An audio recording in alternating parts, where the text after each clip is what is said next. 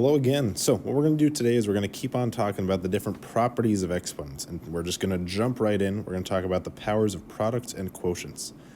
Right, so our first property, the power of a product, is going to look something like this. If I have something like x times y, right, remember that you can put variables right next to each other and it represents multiplying with them. If I have x times y in some parentheses and I raise it to the a power on the outside, then what we're going to do is it's sort of kind of like distribution, right? We're going to be distributing that power to both things inside there. Right? It's going to be x to the a and y to the a, right? There is even a little bit more to it, right? So let me kind of, add a little second part to this. If my initial part looked something like this, if it was x to the a, y to the b, right? If each one of those inside there had its own power, and we were raising them to the c power on the outside, right? I know that there's a lot of variables flying around, but it's going to be all right.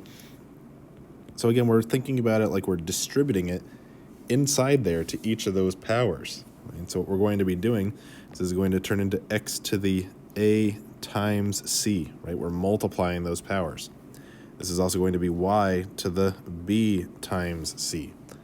Right, so when you're distributing, and it's not distributing in the same necessary way, right? It's not c times x, right? We're multiplying the powers. It's kind of like c times a and c times b, right? So just something to be careful of.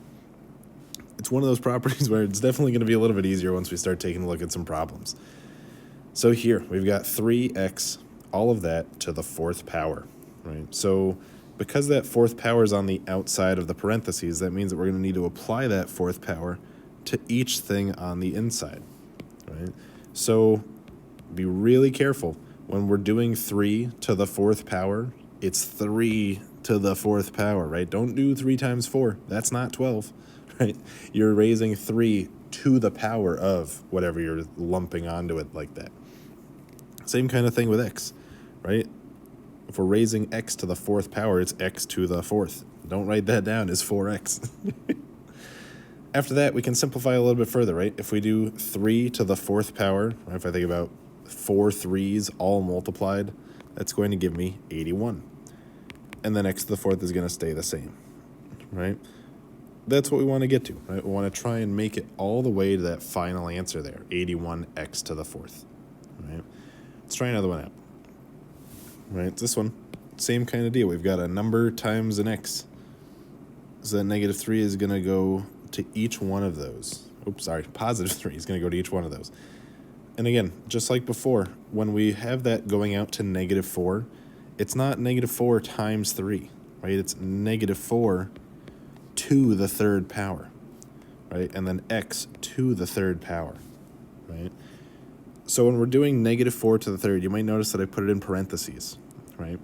The reason I did that is because the calculator that we're probably going to use to help us solve some of these is not as smart as we are, right? The calculator's faster, for sure, but the calculator can be kind of dumb sometimes, to be honest. So when I'm plugging in negative 4 to the third, I'm going to put it in parentheses. All right, that's going to land me at negative 64. Right, that x to the third stays the same, and then we're done with that one. Right, so if you don't happen to be able to find your exponent button, right, mine is just above where it has divide on the side, right below where it says clear. It's a little up arrow. You can also, as a backup, just multiply negative 4 times itself 3 times, and it'll do the same thing. Right, that goes for all of these. That's all an exponent means, is that you're multiplying that thing by itself however many times the power says, right? So what I want you to do is pause here, try out number 3, right? If you need to use a calculator to get your final answer, that is okay. All right, so hopefully you gave that a go. If you didn't, again, try them out. They're not going to hurt. I'm going to take that 4, pop it into each one of those, and then just like before, I'm going to put that negative 2 in parentheses to the fourth power. That y is also to the fourth power, right? And this is a good example of what I mean when the calculator can kind of be dumb. So let's look at negative 2 in parentheses to the fourth power. It's going to give us 16 with that y to the fourth. right? The reason that I really suggest the parentheses when you've got a negative is because look at what happens when I do it without the parentheses there. Ooh, negative 16, that's actually the complete opposite, like literally the opposite of 16, right? So the calculator doesn't really know what to do with that. It's treating that as the negative of 2 times 2 times 2 times 2, right? It's doing that and then popping a negative on top of it, right? So just something to be careful of when you're using a calculator, right? Parentheses are your friend here, but that's all we're doing, right? It's kind of like we're distributing that power into each thing, right? It's going to work the same even if you've got more than two things, right? We're going to distribute that power, apply that to each and every one of those in there, right? So this is going to be 3 to the 4th, x to the 4th, and y to the 4th, right? So 3 to the 4th, as we got up top there, right, is going to be 81, and then x to the 4th, y to the 4th. Well, bam, that's it, right? I bet that if you were looking at that problem being like, "Oi, 3xy all to the 4th, ew," right? But then we just did it, right? It took like 18 seconds. I don't know. I didn't time it, but that's all we're doing. They do get to be a little trickier sometimes, right? Where we have multiple things and some of them already have their own powers, right? So what we're going to do is on this one, I'm going to write it out kind of the longer way. And then on this next one, on example 6, I'm going to try and show you like kind of a shortcutty way to do it. All right, so on this one, the longer way is I'm just going to apply it to each and every one of these. Right, we're just going to write it out. So negative 5 is going to have a third power on it. So we're going to write it out like negative 5 to the third. X squared is going to have a third power on it. Y to the third is going to also have a third power on it. And then z is going to have a third power on it. Right? So you might notice that z I didn't put in parentheses, right? It's because the variable, or the exponent that was there was just 1. It doesn't really get in the way too much, so we can just apply that right on there. As I try to take this to a final answer, right, the number's going to stay pretty much the same as what we've been doing, right? If you multiply negative 5 by itself 3 times, you're going to end up with negative 125. Right? The reason I wrote the x and y's out, right, this piece out a little differently with the parentheses and all, is because then it kind of relates to one of the properties we learned about before, right? If I have something like x squared to the third, right, I know what to do with that, right? We can multiply those exponents to kind of shortcut our way to knowing what that is. So x squared to the third is the same thing as x to the 6th. Right? Same thing with the y's. We're going to multiply those 3's and get 9 there. And then that z to the third is just sticking around. All right, so that's what we're trying to get to. All right. So again, on this next one, we're going to try and skip over like this middle step here where I kind of wrote it all out with all the parentheses. Right? We might still want them for the number part, but with the exponent, with the variables rather, we're going to try and shortcut it a bit. So on this one, if you wanted to pause and give it a shot, it's not a bad idea. Give yourself a little challenge there. But if you're following along, then let's go. I'm going to apply that 5th power to each and every piece on the inside there. Right? So when I'm taking this next step, that's negative 4 with a 5th power on it. When I'm moving on to the x, right? Remember that on the last one, I ended up having x squared to the 3rd power. Oops. X squared to the 3rd power there, right? So what I can do is I can just shortcut it by saying, oh yeah, that's 2 times 3. That gave us this other 6 that we got with the x later on, right? So I'm going to do that here, right? If I have x to the 3rd, and I know I'm raising it to the 5th power overall, I'm going to get x to the 15th power, right? We're also going to take a look at what's going on with the y. This is y to the 5th. And then same thing for the z. If I have z to the 4th already, and I'm raising that to the 5th power, I'm going to multiply those exponents and get z to the 20th, right? Our last little piece is that we want to simplify this, right? We can figure out what negative 4 to the 5th is, right? Take your guesses if you haven't already plugged it in. See if you get it right. If I have negative 4 to the 5th power, that's negative 1,024. If you guessed that right, give yourself a pat on the back. Right, negative 1024 x to the 15th, y to the 5th, z to the 20th. Ew, that's a lot. Right, but that's what we want to get to, right? We want to just get to this final answer where everything is all nice and simplified. There's no negative exponents, and eventually it will let me draw this box around our answer. Ooh, we got there. All right, so hopefully this property doesn't seem all that bad.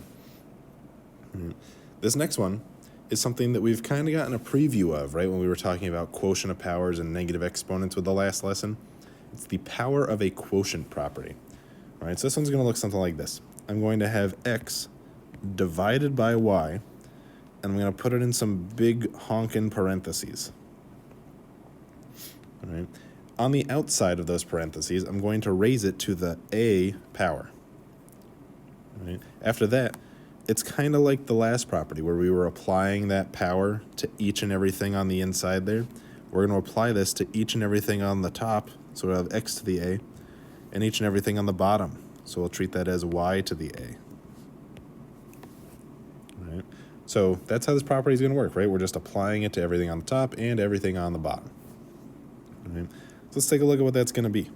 If I have something like 3 over 4 to the 5th, I'm going to just use that property that's still on the screen there. I'm going to apply that 5th power to the 3 that's up top. I'm going to apply that 5th power to the 4 that's on the bottom. All right, it's going to turn into 3 to the 5th over 4 to the 5th. So I would suggest using a calculator whenever you're working with a power that's bigger than like the 3rd power, because the numbers are going to get pretty big. If I have 3 to the 5th, it's going to be 243. If I'm looking at the bottom there, if we have 4 to the 5th, we're going to get 1,024. Right? So 243 over 1,024, that's as far as we can really go, right? We're trying to simplify this as best we can, right? So that's where we're going to actually finish this off. All right.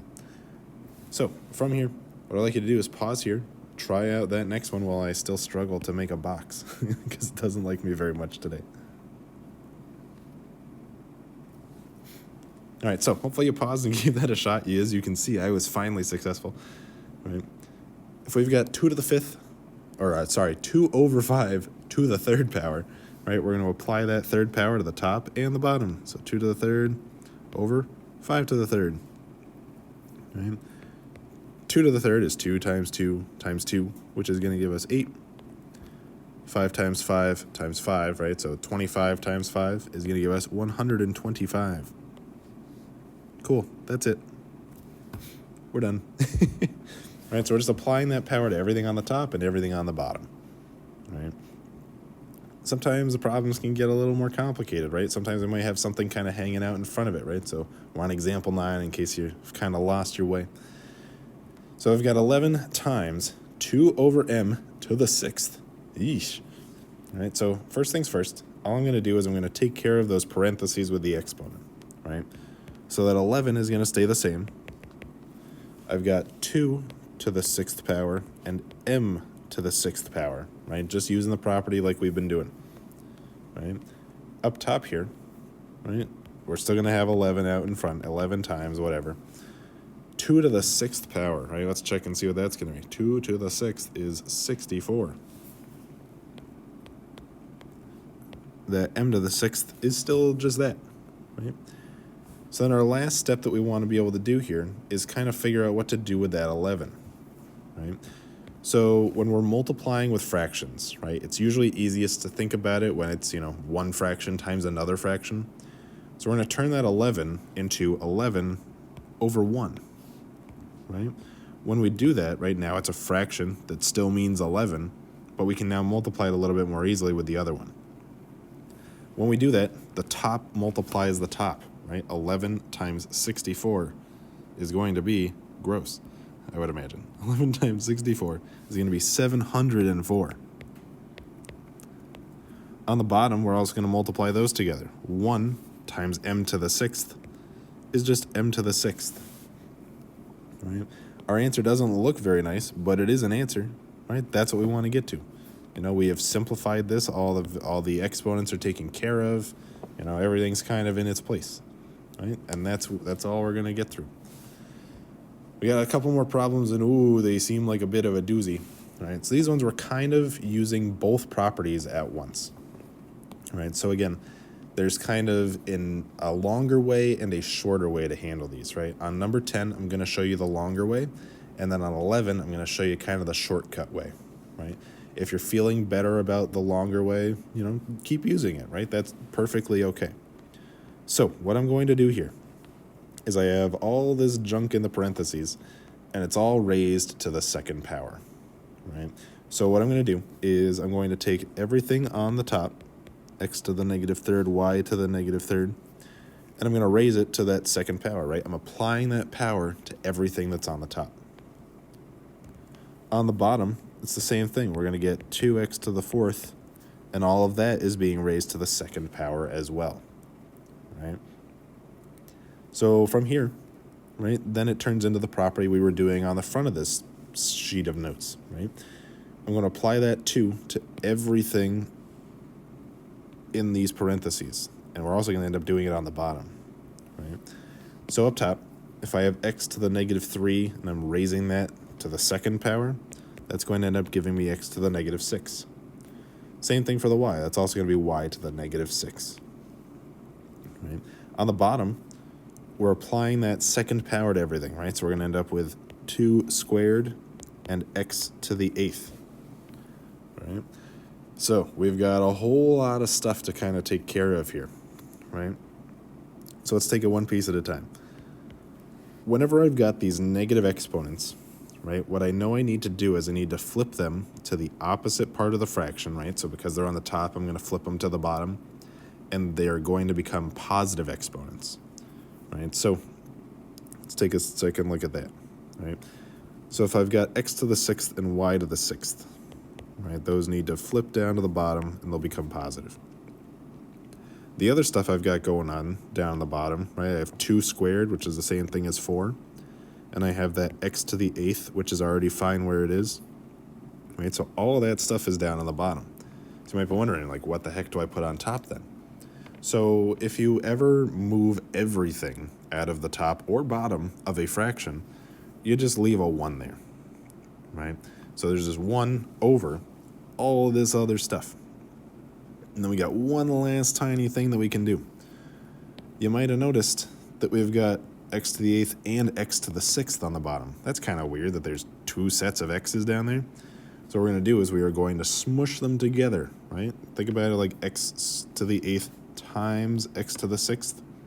There's 14 x's down there in total, so that's what I'm going to write it out as.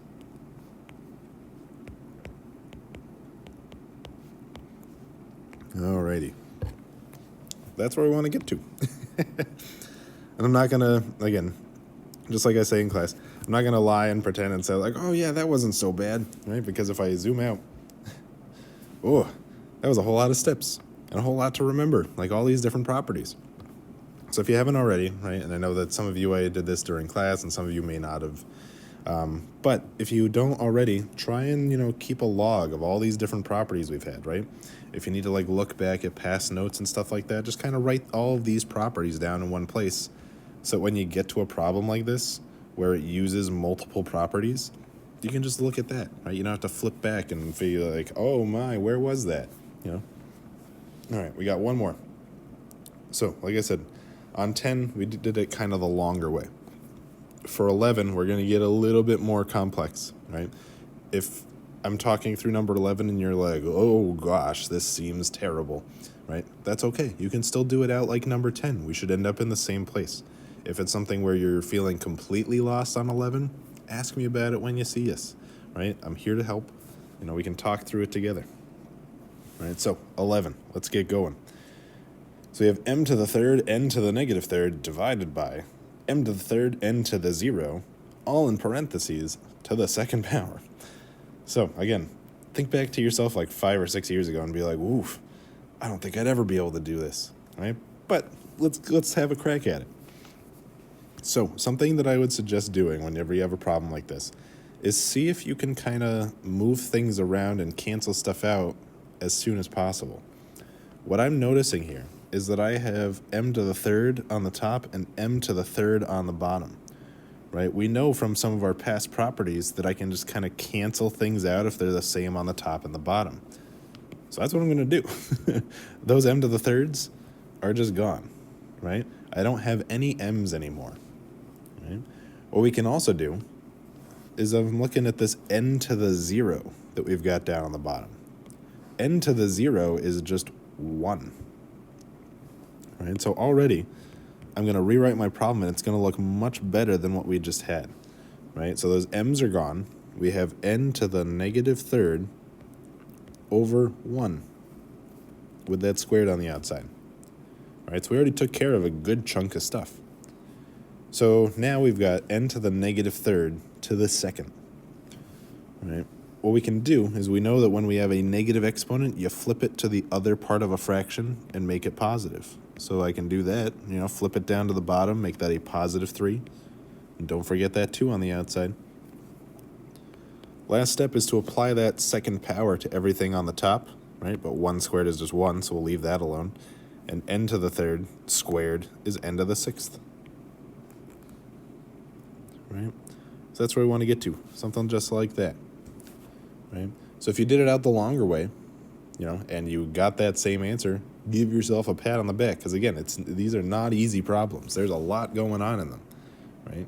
If you were able to follow along and it kind of made sense what I did here, then that's also great, right?